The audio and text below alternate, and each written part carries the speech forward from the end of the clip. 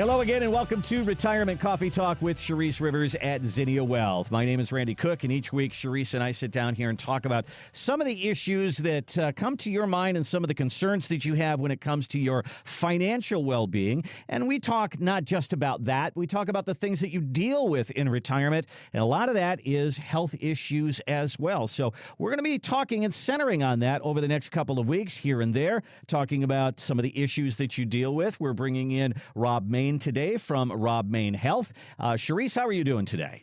Hey, I'm doing fantastic, and we're excited today. We're kind of just get the show on the road here because Rob Main is here. He owns Rob Main Health and Wellness.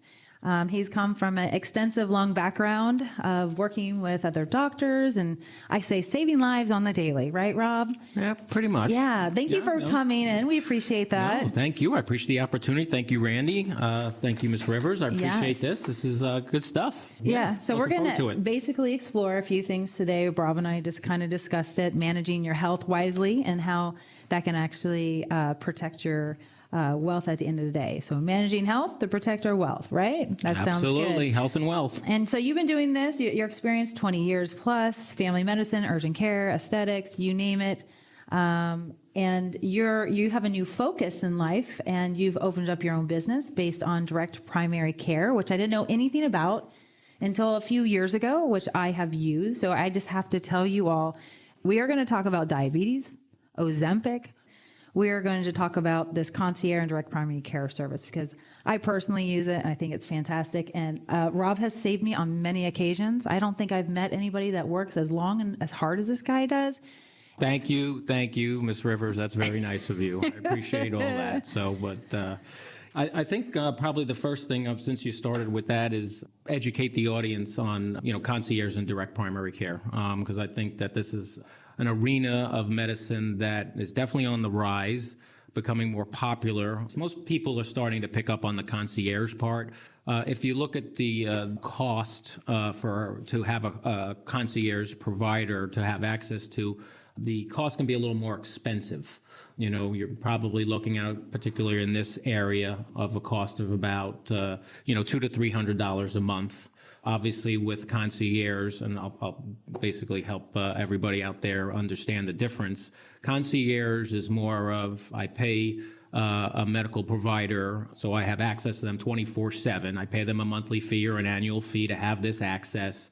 They will come to the home, come to the office, same-day sick visits, all that access, and it's about the access. So with concierge, it's 24/7, it's nights and weekends, all the time. In town, out of town. Yep. Exactly. And then you have direct primary care, which is where basically a cheaper option for this type of access. Now, is the access somewhat limited and not as open as much as concierge? Yes. But it's definitely more affordable. The access is still there, but it's not as much as coming to the house and full-blown, nights and weekends. But the access is still there.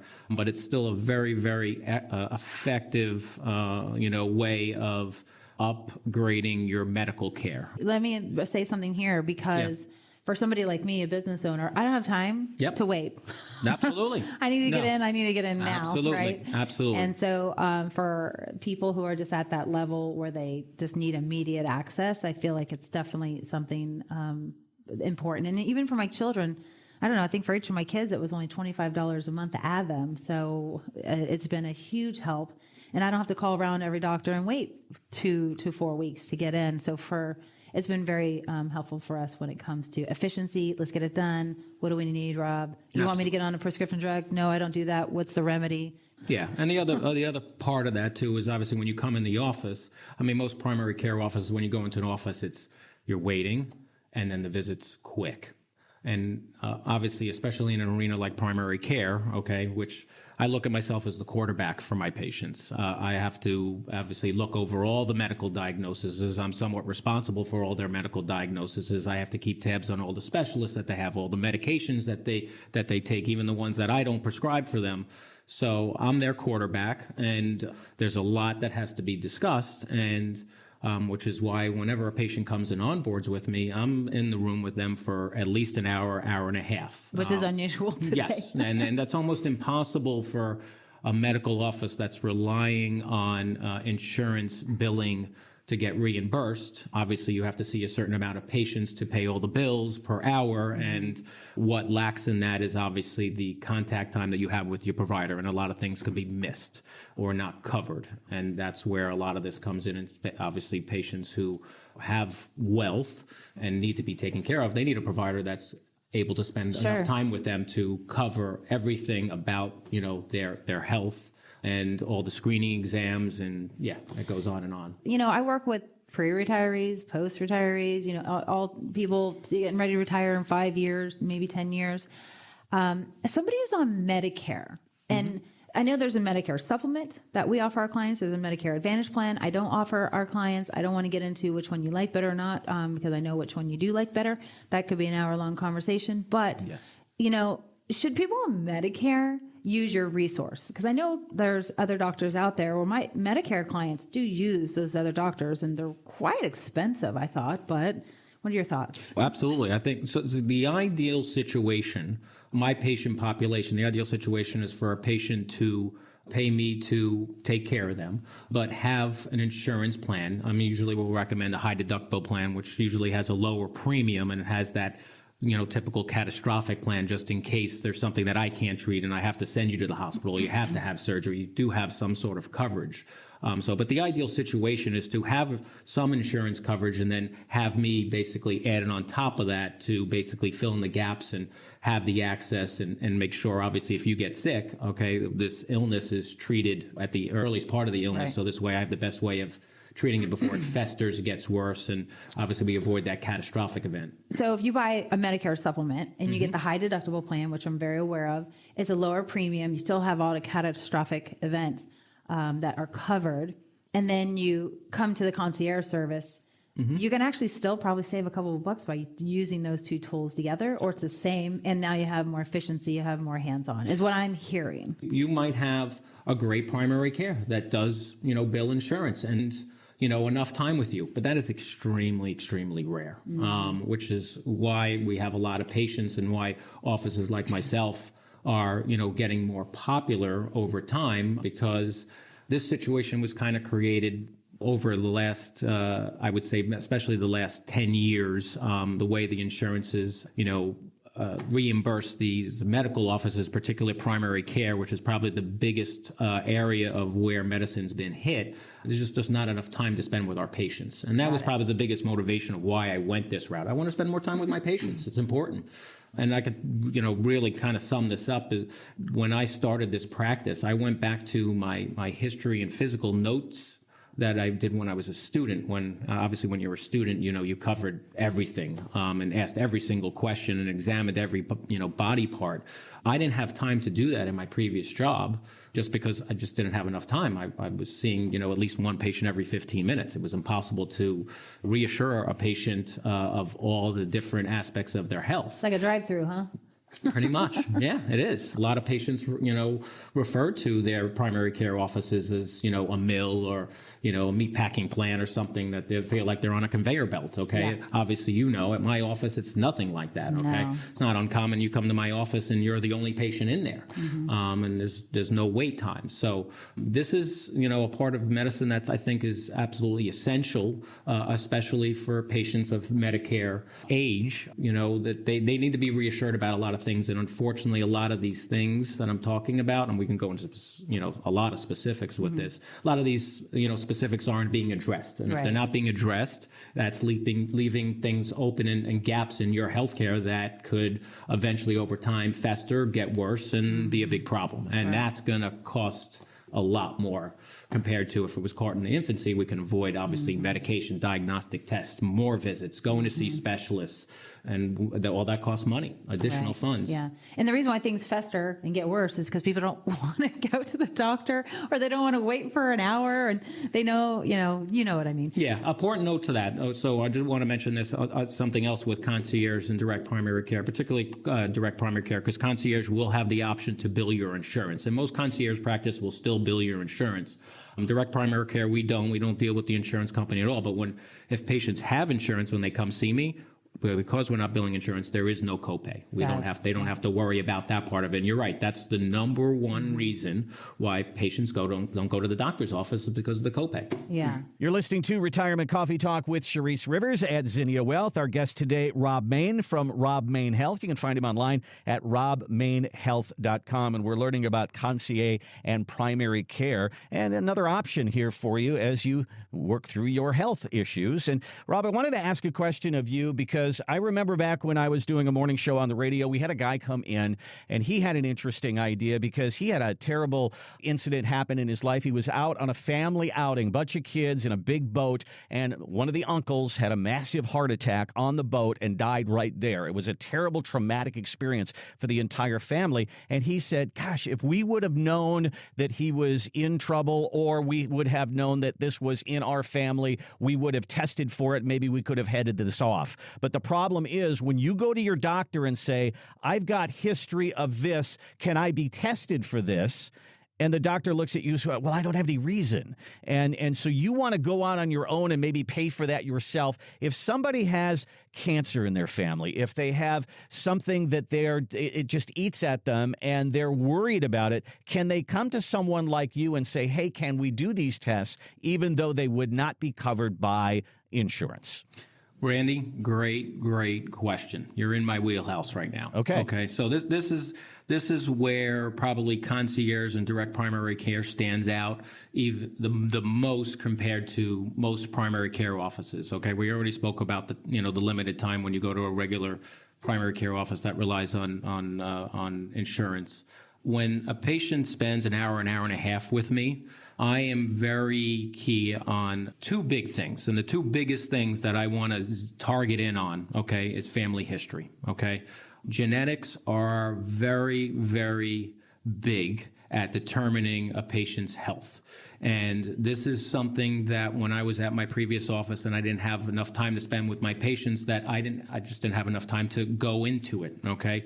But one thing that I did learn over the last, almost 25 years of practicing medicine, it's crazy how a medical diagnosis that a parent or a grandparent had, that somebody that's in their 30s or 40s or 50s, okay, how this same disease process is going to happen to them, okay? And if you don't ask about that stuff, you're not going to know about it. So the biggest thing that I do is I want to reassure my patients that they're not going to end up being their parents. I mean, I know we see these progressive, commercials about the insurance, so you're going to be like your parents. Okay, well, we really are, okay? It's ironic how family history can dominate what's going to happen to a patient that's in their 30s or 40s, but you have to have a head start on it, okay? So I'll dive into this, and then in particular, okay, you asked about the heart attack. So I have two huge paranoias of mine, nightmares over years and years, okay? And number one is a widowmaker, a massive heart attack like you referenced, okay? The other one is a cancer that by the time I find it, guess what? They're terminal. There's not much we can do, like a pancreatic cancer. There's a couple different things I offer in reference to the heart disease.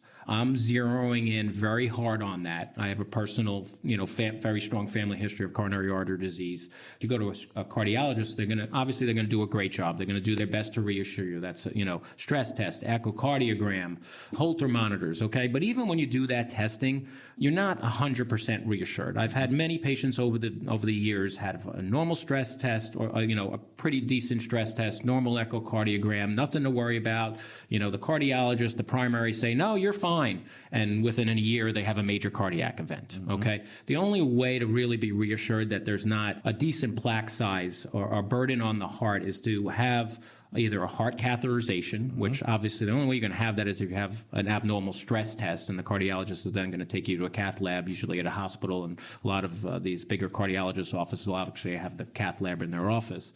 Or you're going to get a diagnostic test, and this is going to answer your question, Randy, called a CT coronary angiogram, okay? In my opinion, this test is very underutilized. Insurance companies don't want to pay for it. It's not something that typically cardiologists will recommend because it's not something in their office because it usually requires a very expensive CAT scan machine. Insurance companies don't pay for it. So one of the first things I did when I started my practice was I've negotiated with 2 different offices that are able to do these tests for my patients, and I've negotiated a cash paying price of under $500 to get this CAT scan that takes a 3-dimensional picture of your heart, and if there's any plaque buildup or any blockage, it'll actually state the specific percentage of that blockage. And it'll also give you a calcium score, which is, I won't get into the details on that, but it's a predictive value of how likely you are to develop coronary artery disease, okay? So if I told you, Randy, how many patients I probably saved lives on ordering this CAT scan, and these are patients that's seen cardiologists and were reassured. It's mind-blowing, especially males, okay? A lot of males in their 50s walking around with, major blockages, widowmakers waiting, to obviously either rupture or get completely occluded, and the next thing you know, they're having a massive heart attack. And these are things that absolutely, Randy, can be prevented. Charisse, okay? It's like he's sitting and he's reading my medical chart right in front of me right here. I know, right? I have had every one of those tests. Yeah, I come from a family that my grandfather there were 9 children in his family, and he was the only one who made it past age 60. Yeah. Crazy. Everybody else had heart attacks. So that's in my family. So I remember getting that exact test that you're talking about and finding out that there was already plaque in there. And I had a situation where I just found out I'm 64 years old and I was having problems. And they finally decided to do that heart cath that you were telling me about. And they found out that I have bridging in my heart. And I know that doesn't mean anything to a lot of people, but it was something that I've been living with for 60 years and nobody found it. Nobody tested for it. And now I finally know that it's minor, but it is a heart defect. And it's something that I've got to watch. And is it something like you need medication for? Exactly. Or is it food that can control that? It's medication. So Got it. I never knew about it until I finally had an event. And I kind of resent that because I wish that I would have known 20, 30 years ago. Absolutely. Absolutely. So almost anybody that onboards with me, especially if they have a family history, at 50 years of age, I'm almost demanding that they get this test done. Yeah. Okay. Yeah. And obviously you know why personally. Yeah. So and the other side of that too, Randy, and I don't know how much this got involved with you, but when you have that test, even if it's mild, okay, so 20, 30, 40% blockages, which just for the people out there, unless a blockage in your heart is 70% or greater, they're not going to put a stent in that, okay? So there's lots of individuals, patients that are walking around with a 20, 30, 40% blockage. Okay, what do you do with that? Okay, I'll tell you what you do with that. You have to look at the patient's lipid panel, particularly their LDLs, and there are goals that are set up, gold standards for these LDLs to be at. And I'm very, very anal and strict about that with my patients. And I get a lot of kickback because obviously, people, there's a lot of talk about statins. Oh, I'm not taking statins. They're poison. They're this. Yeah, yes, I understand that. And I try not to use statins. There are other, very, very great options out there that don't have the potential side effects of statins. But the bottom line is, okay, something needs to be done with that plaque burden. Yeah. And there are goals that have to be met. And as crazy as this sounds, you'd be surprised how many cardiologists on their own patients who've had stents, who've had prior heart attacks, and they don't follow those gold standards and get the cholesterol at that level. You know, to people who are listening, I know this all makes sense. It's very simple information. And it circles back to a conversation Randy and I had, 3 weeks ago. And I joined the team with Tony Robbins and Peter Diamandis and got this full body checkup and literally 5 hours of testing, which I haven't told Rob. I just got everything back. I've got the most pristine heart they've ever seen. They said, you've got good genes. I'm going to send it to you. But Rob's like, I could have done all that for a much lower fee. I'm like, you can? And so Rob is not telling us something that these big world changers haven't been communicating for the last 20 years. Peter Diamandis wrote a book called Longevity Guidebook. It's a great book for those people out there. You might like it. I don't get paid for this, by the way, but it's a great book. But Rob's not telling us anything different that these gurus already know, that they learned years ago, that they've been preaching for years, and people are finally listening. And Rob's just one of the doctors out there that took a stance and said, you know what, I'm going to do this on my own because this is what I believe, just like the world changers out there. So everything you do, I believe in, and I'm so thankful for you. Yeah, no. This is important stuff. And I apologize, Randy. There was a second part to that you asked. I don't know if I got the heart part, but there was the second scenario I think you had. Was it cancer? Well, yeah. I mean, I know someone whose parent died of cancer, and she has been worried her entire life that this was going to affect her too. Okay. But there was nothing that her doctor saw in her that they say, well, I don't know that we should do further testing here. And so she went to a place that would accommodate that. Mm-hmm. And it was outside insurance, so she had to pay for that herself. But when you're paying a monthly payment in this concierge kind of model, I think that really kind of opens that up, doesn't it? Yeah, no, absolutely. Listen, just like that CT coronary angiogram, I mean, talking about, the cancer, Charisse and I had spoken about this test. Actually, Tony Robbins is, I think, involved with the Gallery, which most primary cares are not aware of. There's this test out. It's called Gallery. Yes, it's an added expense, which can be negotiated, and it can be paid off, and the company's done a great job with this. It's actually approved. Every VA patient actually gets this test for free. Veteran? Yep. Wow. Veterans. Mm-hmm. Wow. Yeah. And it's called Gallery, and I won't get into the details of it, but basically what they did is they were able to figure out that certain types of cancers release certain types of proteins, and they can identify these specific proteins in your blood. And it's 2 vials of blood. That's all this test is. And it's under $1,000 to get it, and you can pay it off over monthly payments over a year. But it rules out over 500 plus cancers. Wow. Okay? Yes. For someone in my arena, if I'm able to zero in on exactly, what type of cancer, and now is it saying you have the active cancer right now? No, but it's somewhere floating around in your bloodstream. In any type of cancer, when you're able to identify a cancer when it's stage 1 or early stages, obviously it's so much easier to treat, especially for oncologists. Randy, yes, the answer is there are tests that can be done. Yes, it might cost, but the patient needs to have the option of that. Especially if it's in the family history. Absolutely. Right? Absolutely. It makes it, yes. Right. Yeah. Very important. Well, that is a lot to unpack, but you do make that very simple for all of us to understand, and hence why I have you on this show, which is amazing. Well, that is where we're going to have to leave it for today, but there is a lot more for us to talk about. Join us for part 2 of our interview with Rob Main, where we talk about weight loss, Ozempic, and the integration of AI into healthcare. That's going to be on the radio and our podcast on Saturday, February 15th. Remember to like and subscribe. That way you're alerted to all the new content when it comes out. Thanks so much for listening. Thanks for listening to the Retirement Coffee Talk podcast. If you have questions or would like to begin the process of building a tailored retirement plan, call Zinnia Wealth at 833-368-3680 or find us online at zinniawealth.com.